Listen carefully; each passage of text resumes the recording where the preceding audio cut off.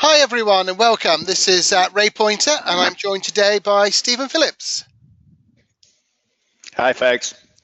And it's good to see you logging on all around the world. And what we're going to be looking at today is the point that Steve has been making in an article which I'm going to refer to shortly, that we should focus on intelligence augmentation rather than artificial intelligence. So I'm just going to start with a very brief introduction to augmented intelligence and the concept. So if we go back to 1997, those of us old enough anyway, we will remember that Garry Kasparov, who was the world champion chess master, lost a competition against IBM's Deep Blue. And at that point, it looked as though machines were simply going to beat humans. That was the end of the chess story. But Garry Kasparov wasn't so sure that was true. And he promoted a thing called freestyle chess. And in 2005, there was the Freestyle Chess World Championships. 48 teams took part. And I mean teams because sometimes it was 3 or 4 grandmasters. Sometimes it was a grandmaster and a computer. Other competitors were just computers. So we had these different mixes. We had men, grandmasters, we had machines, and we have what have been called centaurs, the mythical creatures that were half human and half horse. But in this case, they were half human and half computer. And the first thing that became very apparent was that amongst the 48 competitors, the centaurs were winning. And as the competition progressed, they got down to the last 4. It was a Russian grandmaster and a machine, a Russian grandmaster and a machine, a Russian grandmaster and a machine, and somebody had been very secretive, Zach S. And there was a really widespread suspicion that Zach S was actually Garry Kasparov playing with another computer. And Zach S won. And once Zach S won, we found out that actually it was 2 amateurs, not grandmasters. They were using 3 regular machines. They weren't PCs, but they were the sort of things you can have in your home if you devote a lot of space to computing, sort of mini computer-sized machines. The difference was that now we had people with a good knowledge of chess, not a great knowledge, a good knowledge of chess, a good knowledge of algorithms, and how to make the decision when to go with what the machine says and when to go with what the human says. And that is what we mean by intelligence augmentation. Now you'll see some other phrases being used. You'll see intelligence amplification, cognitive augmentation. One of the leaders in this field is IBM. Most of us are familiar with Watson and its performance in quiz shows and all sorts of other areas. And they will often talk about intelligence augmentation, but they will also talk about cognitive augmentation a lot and machine augmented intelligence. All of these things are, for our purposes, really very similar. The term, of course, is brand new. It was first coined in 1956. Like all new things, it's not actually new. William Ross Ashby, in his book Introduction to Cybernetics, talked about amplifying intelligence. And really, it's a very logical extension. So if you're a member of SMR, you may already have seen in the September Research World an article, The Future of Research is Intelligence Augmentation, by Steve Phillips, who's joining me here on the line today. And we're going to have a review of what that means and how it's taking forward. So Steve is the founder and the CEO of ZappiStore and has been around this industry for a while. And indeed, Steve, I think you were originally a qualitative researcher, as human as it can be. Well, I started out as a quant researcher and then became a qualitative researcher, right, and then have come back in some ways, I suppose. So as human as it can be, really, a qualitative researcher. Absolutely. So what are the main themes that you're talking about in this article you've written for the SMR? Well, what we're obviously most interested in is where technology can play a role in the market research world and the process of market research. And we have spent a lot of time automating And automation is, I think, as you've covered in many of your podcasts and speeches, a very effective way of making what you're doing quicker and cheaper. And there are huge benefits to the industry for market research being quicker and cheaper. So you could do more of it. It becomes more applicable in more situations. It's more applicable to more people in more situations.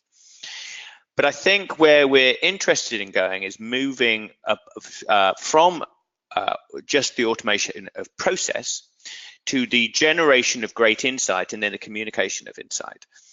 And it's there where we came across a sticky problem that AI researchers and people in the AI field have been hitting, which is that it's very difficult to get to a genuinely great outcome without a computer, but also without a person. And so we're looking at ways of trying to amalgamate the two in the best way possible.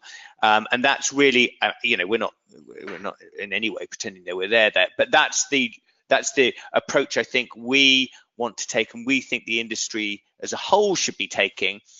It glorifies the researcher, it glorifies the research industry, and it maximizes the usage of technology.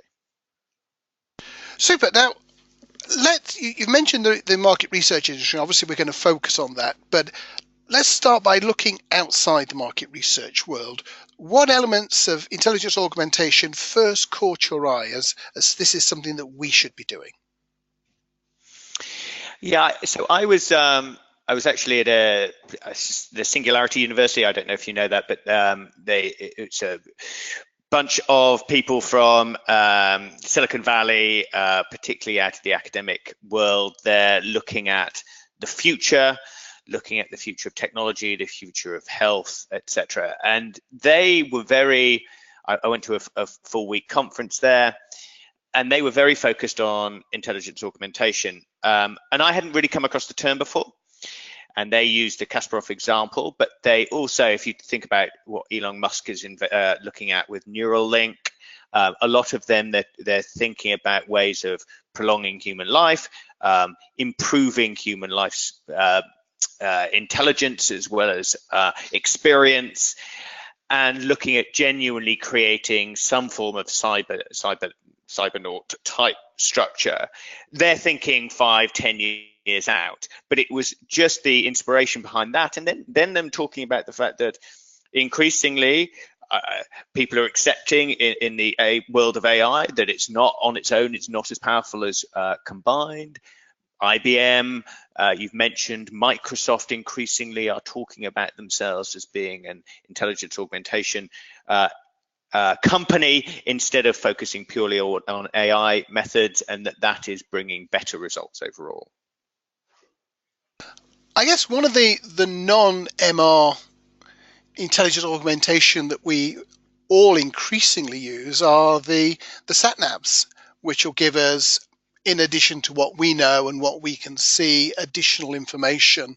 Augmented reality, actually, it's a form of too. Mm-hmm. Yeah, I think the sat-nav is a good example because it will give you multiple routes. So it's not saying, I know the route, you're not allowed to interact with me, you're not allowed to make any decision yourself, and you may have particular knowledge. One route, for instance, may be just more pleasant, right? It might have more trees around, it might go over some hills, and you think, I know it's 3 minutes more, but you know what, I'm going to enjoy that ride more. And I think that's a great example of intelligence augmentation rather than an AI system which would simply take you'd have to download your characteristics in advance and it would simply tell you which one to get to.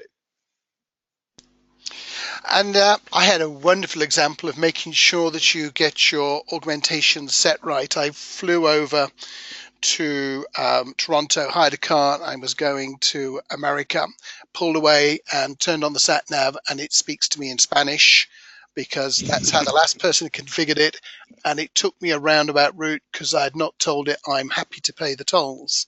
So I think those sort of things, if we think about it in the market research world, if you don't set the settings and you don't have those options, you can end up with really dumb things from machines.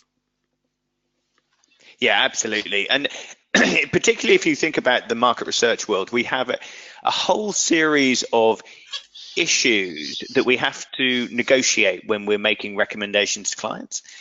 And some of them are to do with the data and the data patterns. And if you think about, a straightforward test of something, a new innovation, you have the answers that you get from the consumer, you have what those answers mean compared to previous results you've had, whether for that client or overall. You have answers compared to other things that you're testing simultaneously. But that is not the answer. The answer also includes the client's market knowledge, your experience of innovation at the moment, what you think the CMO is thinking, what the strategic direction of the company is. All of those things play a role in the final decision. And to suggest that AI can answer the problem is clearly wrong. To suggest that very smart machines can't make that decision much easier and much quicker and often much cheaper to get to is also is wrong. If you suggest they can't. So thinking outside of your own direct experience with ZappiStore, what sort of market research examples have you seen of where people are, whether or not they call it intelligence augmentation, using this sort of approach? Sure. I mean, there are a lot of people trying to work in a sort of AI field. I think Market Logic have done some very interesting work in terms of combining multiple sets of data, multiple reports, and then using machine learning or AI capabilities to create a searchable criteria around a particular topic, and to furnish that topic so it plays it back to the consumer, the user, sorry, saying these are the top 5 things that we know that might be of interest. It doesn't try and say this is the one thing that you need to know, but instead guides you there. It gives you the ammunition that you need as a researcher or as an insight professional to be able to say, okay, now I know what the 5 issues might be. I know actually issue 3 is by far the most pertinent for my situation, and that's what I'm going to push forward. So I think that's an interesting system. If you think about whether it's MindProber or Wiser or Remesh, all companies that are working around the use of machine learning algorithms, plus the idea of trying to scale neuroscience. MindProber, I think, is very interesting in that, and the ability to scale some of the neuroscience work that's happening. So I think there's lots of people like us playing around with it. I don't think any of us have completely solved it yet. And with all of us, the UI, the interface between the human and the machine is absolutely critical in terms of not only how you use it, making it user-friendly, but also making it incredibly effective, which is what I think in your Kasparov example, the winning team did very well. So it was them working out not just maximizing the machine and maximizing the person, but maximizing the interaction between the two. And that's what we've all got to work on. And with that, I'm going to give a plug to 8 recordings we did last week, where NewMR had a webinar looking specifically at artificial intelligence. And I think we had people from Kantar, we had people from talking from Insights, a wide variety of companies, Glimpse It, not surprisingly, from the States. And pretty much universally, they all said it's about augmentation, or it's about amplification, or it's about enabling the human to do more. So I think that is really quite a strong theme that we're seeing coming through, and probably reassuring, but we'll move on to reassurance in a moment. So one of the key benefits of automation, and you're right at the front there in terms of automation, has been this move towards faster, cheaper, and good. What can we do to go beyond those sort of traditional silos, the 3 legs of the stool? Yeah, so I think the way I would see it is that automation does faster, cheaper. But that's really where automation stops. Automation can make things much more consistent. I wouldn't necessarily describe that as good, because it can be consistently bad, right? But it means that when you calculate something, you always calculate it in the same way, and you always take the features from the same attribute or whatever it might be. So automation makes faster, cheaper, and very consistent. you need the intelligence, whether that's an AI system or an augmented intelligence system, which I'd recommend.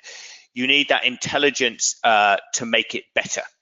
So that may be being able to look across multiple studies, do sophisticated analytics across studies, across thousands of studies. It may be looking at attribute prediction. It may be looking at forecasting. So it's when you do maybe bringing just standardized scaled human expertise, which is our original system, was effectively an expert-led automated system. All of those things move you to better. I still believe that the system can give you faster, cheaper, better, but not best. And that it's only when you have, I mean, and you've been in many of these presentations, when you've got a passionate market researcher who knows their subject and knows the data and knows the client and knows the market and can persuade someone to take really important action for their brand. That's just something that a machine can't do. So the faster, cheaper, better bit can enable the person to relatively easily get to best, but can't get to best on its own. Now, a lot of the conversations that we see are around fear. When we hear the words automation, when we hear about AI, we have more and more discussions around the impact on jobs and so on. What are your thoughts about the fear of automation, the fear of artificial intelligence, the fear of augmented intelligence? So I think there is, in my head, in 5-10 years time, I was just having this discussion with a big client, 5-10 years time, they will be, and the industry will be doing 10 times as many projects as we're doing now. Right? So we'll be doing a lot more market research. My guess is it may well be more than 10 times as much. And at the moment, you can afford to do one project when you're building a new ad or a new innovative product. With great quality market research automated, you can end up doing 3, 4, 5 projects for the same amount of money. So I think, and also I think we'll attract new clients in the industry, SMEs, mid-sized companies. So I think we will be doing lots more research. Now, also we will be losing a lot of people. So there will be definitely a lot of more clerical process jobs, data processing, fieldwork management, analytics to a large extent. Those tasks are very relatively easy to automate. The result for the people involved is that they will need to become much more strategic, play much more of an advisory role. I believe there will be a lot more work for advisors, translating that work, translating what's coming out of the machine, persuading people, involving people, inspiring people with consumer insight. So my guess is that there will be more people in the industry, but they will be different, and they will be doing a lot more projects, but actually won't be worried about projects. They will be worried about insight and action within client organizations. So you could imagine a world where a lot more of the people, instead of being on the agency side, are, for instance, on the client side. That's one possible outcome. Or it may be that there is a disbursement of the type of agency advisory services that we get now into a more gig economy type world. So I think there are lots of outcomes. I suspect there'll be more people and a lot more projects. So just a quick heads up for the listeners. We'll be coming to Q&A quite soon. Now, you don't need to wait until we get to that stage to put your question in. The best chance you have of your question being selected amongst those that are entered is to put it in nice and early. And my colleague Betty is already looking to see what there is. So that would be a tip there. But just coming back to this change in roles, Steve, if you were advising somebody now, not necessarily a new entrant to the industry, you're 25, 26, you've been working in the industry for 3 years, what skills should they perhaps be focusing on to make themselves ready for some of these changes?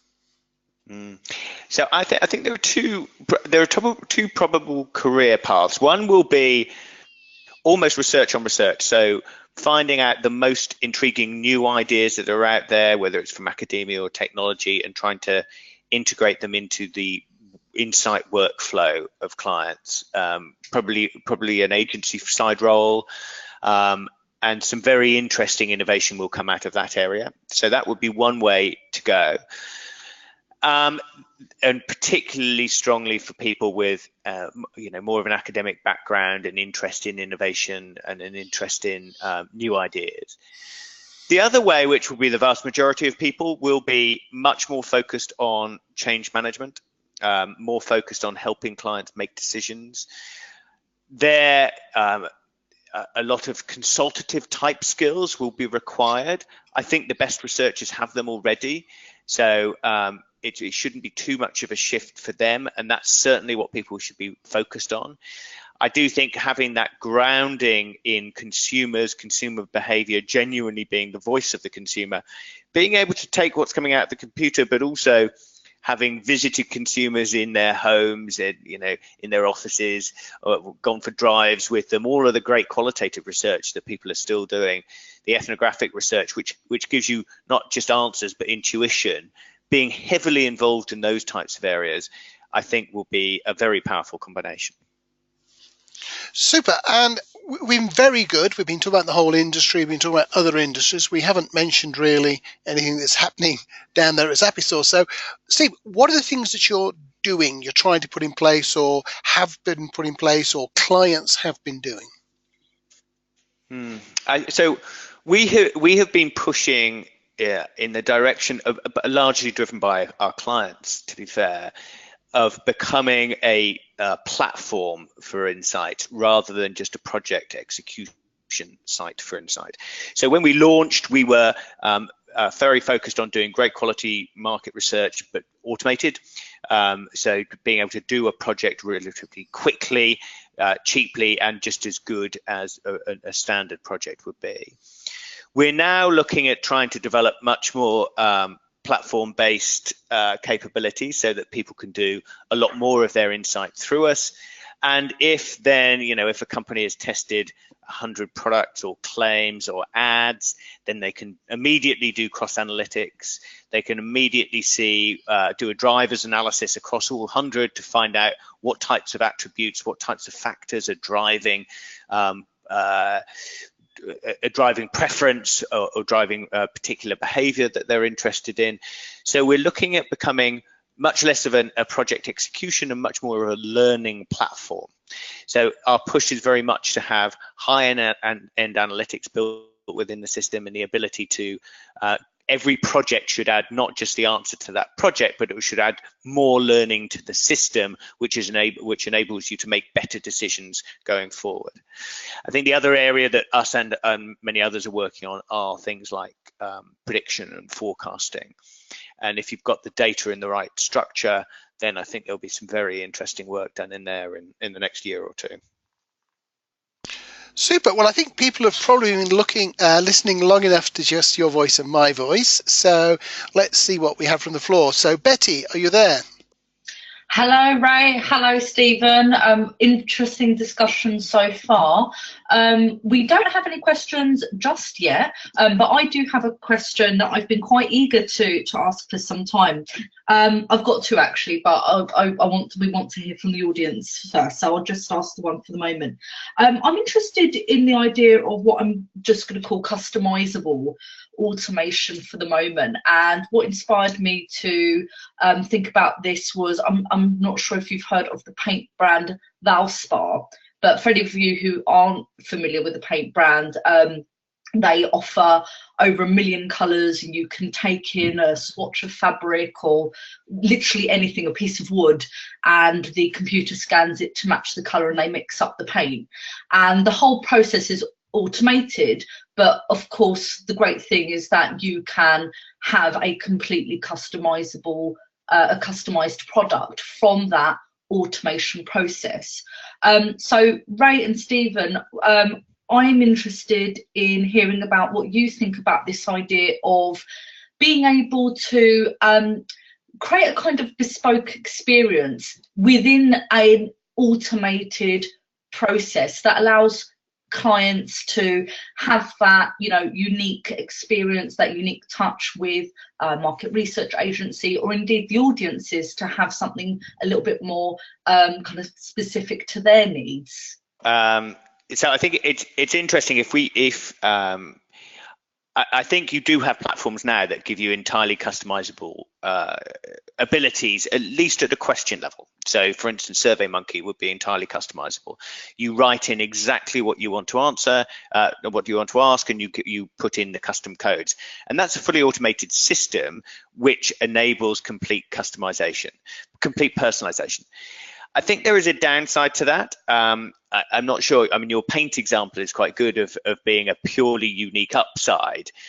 The good thing about using questions that other people have used is that you can start doing cross comparisons. So in a world where you change your questionnaire every time, you cannot create macro learnings. Whereas if you use the same measures, then you can over and over again add to the database of learning that you have. So every project you compare to every other project, and you can start using data pattern recognition technologies to say, oh, you know, when we've seen this being high and this being low in the past, it has meant this. So we see this again, we expect it to mean this again.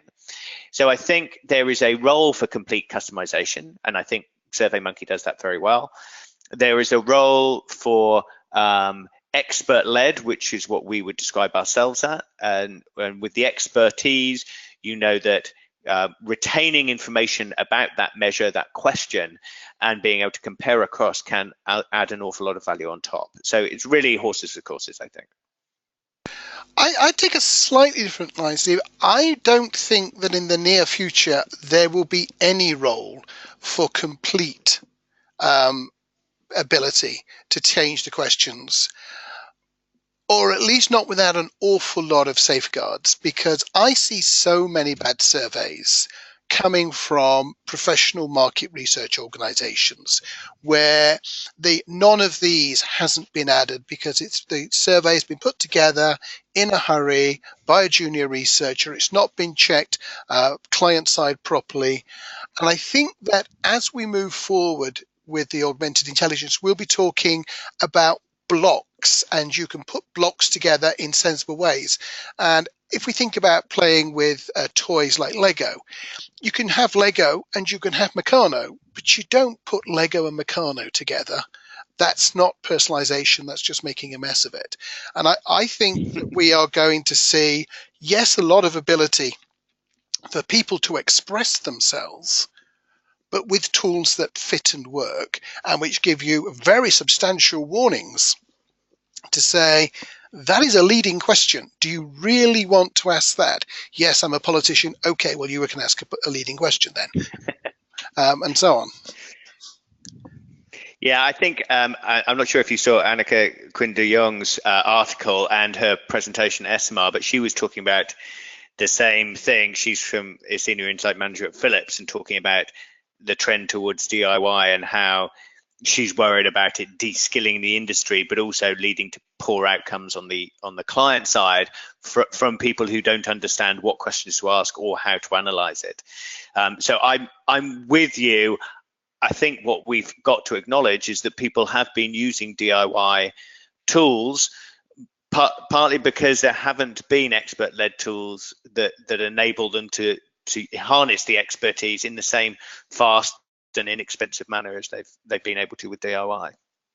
But just to give one really simple example that is in most of the DIY tools now, actually, if you want to ask people which country they're from, most of the tools, even the free or nearly free ones, will have a stock question which you can add that's been pre-coded with all of the standard countries in. And that reduces the risk that you forget to put in like a really big country, which you can do if you have that personalizable skill. So Betty, do we have anything else coming through yet?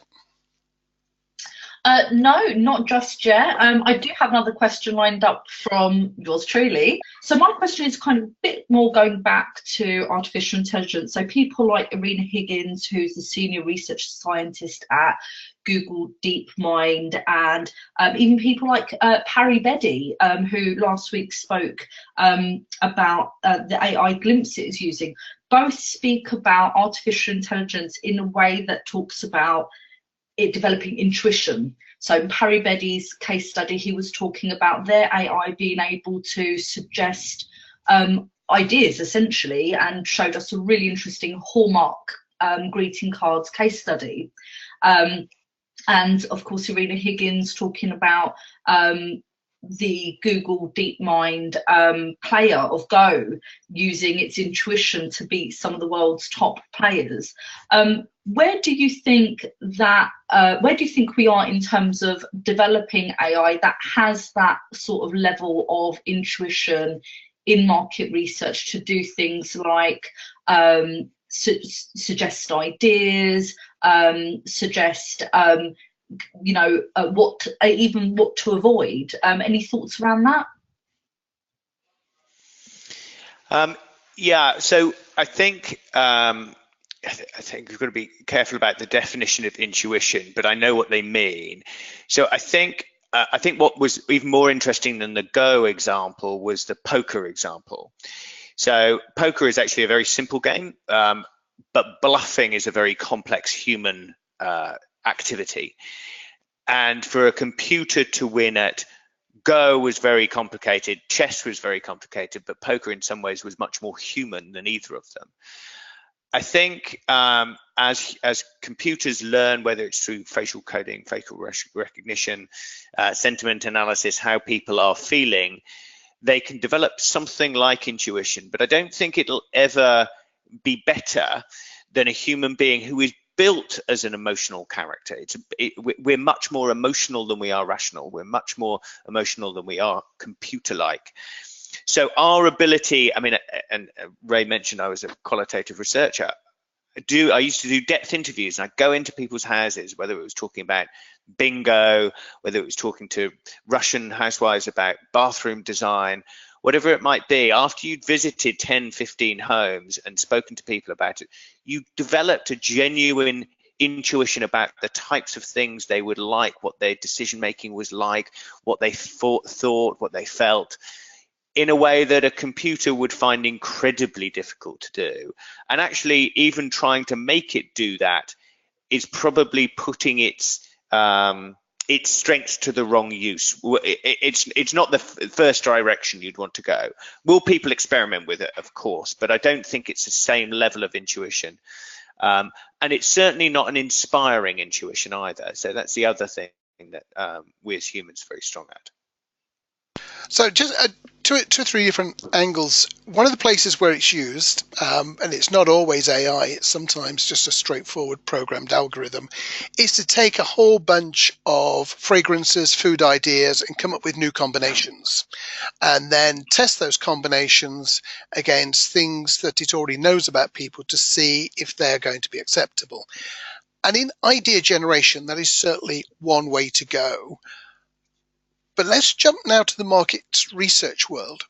There are two really key bits of intuition, I think. The first is the one that Steve has just talked about, of where you're talking to real people and you're trying to understand their lived experience. The second one is where you're trying to understand what the client really wants, what the client is capable of understanding, and what the client is capable of implementing.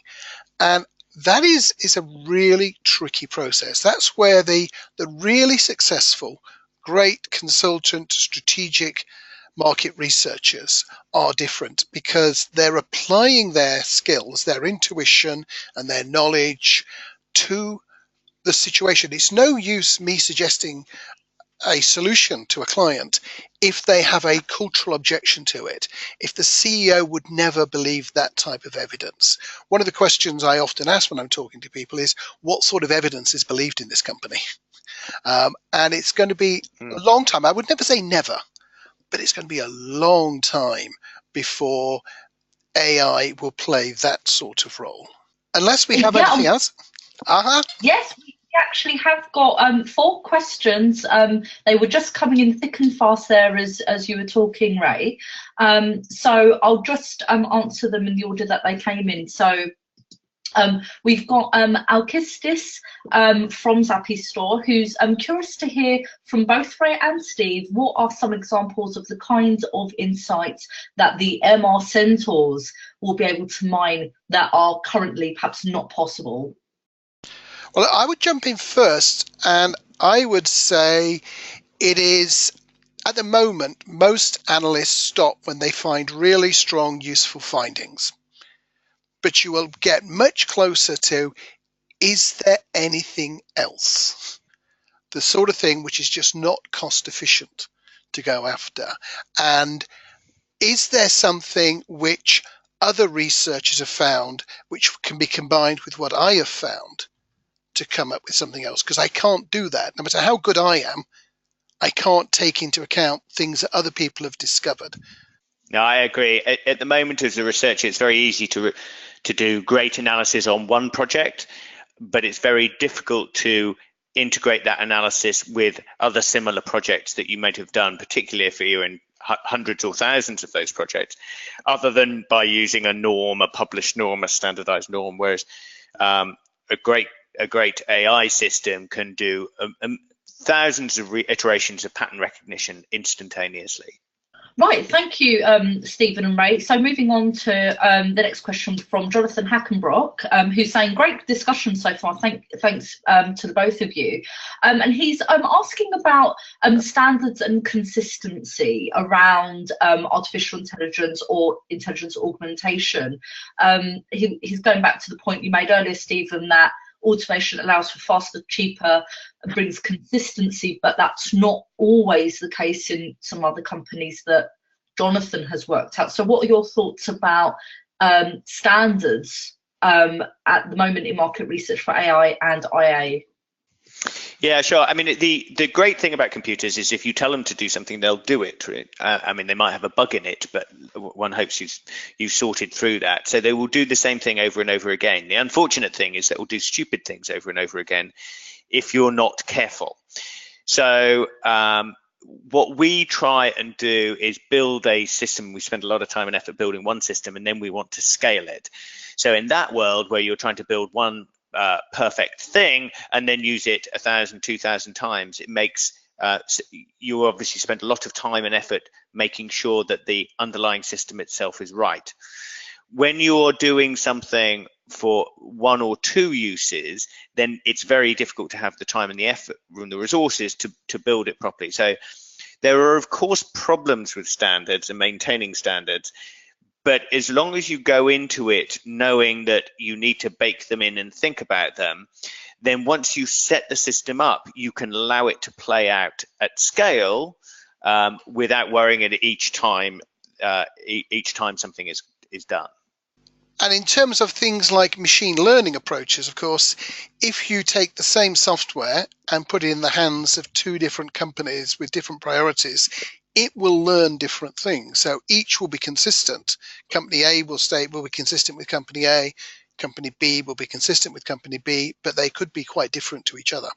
Thanks, Ray. Now, what about the idea that we should, and I think Stephen mentioned this earlier. This is coming from Sean Sainer, where we're saying, let the companies that specialise in automation just get on with that and what they do best. But Sean is of the mind that we should potentially close the gap and learn to work more closely with those companies that are leading the way in automation, and is asking, what are your thoughts on that? Personally, I'm all for that. I mean, we've started out very much trying to take industry expertise and automate it, knowing that we don't have all of that expertise. So we're trying to work with great researchers who have great insight into human behavior, into how people think, feel, act, what they believe, take that thinking, that modeled thinking, and then automate those processes. and through AI, machine learning technologies, techniques, improve upon the systems that they've created. So that, we believe, is the future of the industry, at least from our perspective. Great, thank you, Stephen. And this last question is from Leonie Vorster, who is going back to part of the conversation earlier about customised research and bad DIY research. And she's asking, do we know which one is winning or losing in the race in terms of quality of output from perhaps a client perspective? So any thoughts on that? I think there are lots of winners and losers at the moment. I think in terms of adoption, I would say DIY is ahead. I think you've had SurveyMonkey particularly getting into marketing departments, the same as Qualtrics, where marketers are just frustrated by the lack of ability of their insight teams to get them an answer to something quickly. And so they've almost circumnavigated them. In fact, not almost, they have exactly circumnavigated them and gone off and tried to find their own answers. I think that is dangerous for the industry. I don't think it is good for us. I think we need to fight back. And I think we need to fight back through intelligent systems that are expert-led, that enable the much better quality of insight, but in the same type of time. And I think it's more about time than cost, but particularly the same amount of time that the DIY systems can manage. So I mean, I'm pretty passionate about that subject, and that's what we're very much trying to push towards. And I would add that I've done a lot of talking to client-side organizations, and there is a clear hierarchy to the priorities. The most important thing is faster. Cheaper or the same sort of price, yeah, that's good. Better, only occasionally when I know I've got a real problem with what's happening at the moment, but that's pretty rare. But faster, that is really important. Great, thanks, Stephen and Ray. Those are the ends. That's the end of the questions. So back over to you, Ray. Thank you, Betty. Thank you, Steve. And thank you, everybody in the audience. I hope you found that useful. For today, that's the end of the broadcast, and we look forward to speaking to you again. Bye for now.